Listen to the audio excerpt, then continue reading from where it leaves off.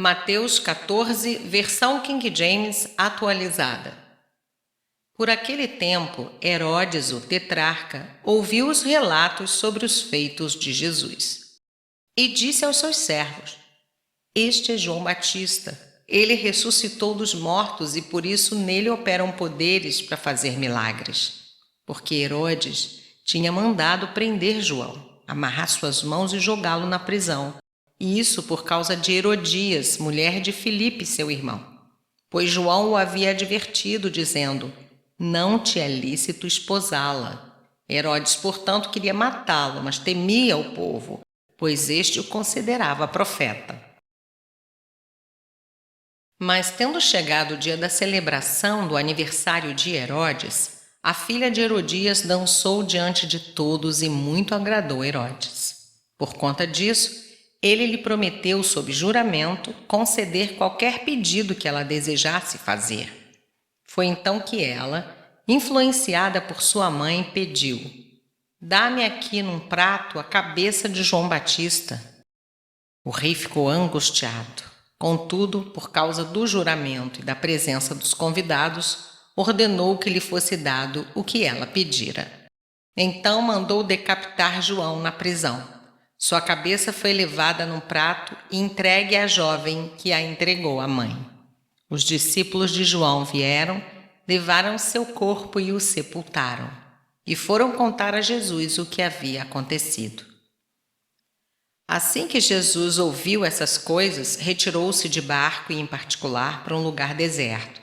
As multidões, entretanto, ao saberem disso, saíram das cidades e o seguiram a pé. Quando Jesus deixou o barco, viu numerosa multidão, sentiu-se movido de grande compaixão pelo povo e curou os seus doentes. Ao final do dia, os discípulos se aproximaram de Jesus e disseram: Este é um lugar deserto e já está entardecendo. Manda embora, pois, as multidões para que possam ir aos povoados comprar comida. Jesus, porém, lhes respondeu: O povo não precisa ir embora, dai-lhes vós mesmos algo para comer. Ao que eles replicaram: Tudo o que temos aqui são 5 pequenos pães e 2 peixes. Mas Jesus lhes disse: Tragam-nos aqui para mim. E mandou que as multidões se assentassem sobre o gramado. Tomou então os 5 pães e os 2 peixes e, olhando para o céu, os abençoou. Em seguida, tendo partido os pães, deu-os aos discípulos e estes serviram as multidões. Todos comeram até ficar satisfeitos e os discípulos recolheram 12 cestas cheias de pedaços que sobraram.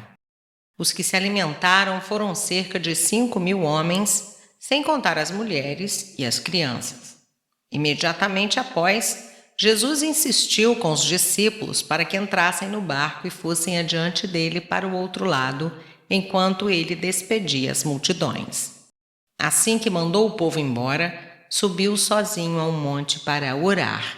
Ao chegar da noite, lá estava ele, só.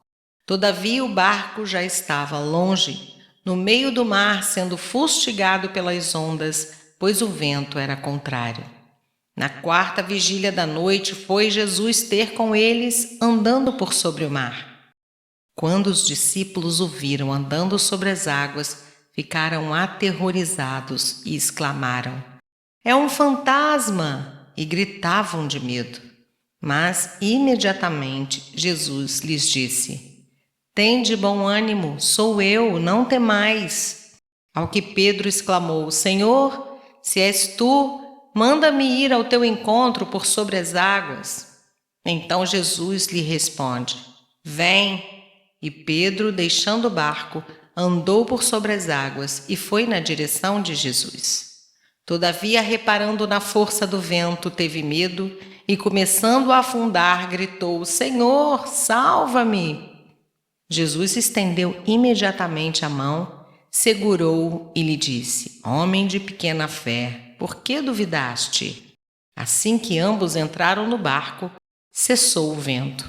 Então, os que estavam no barco adoraram-no, exclamando: Verdadeiramente, tu és o Filho de Deus.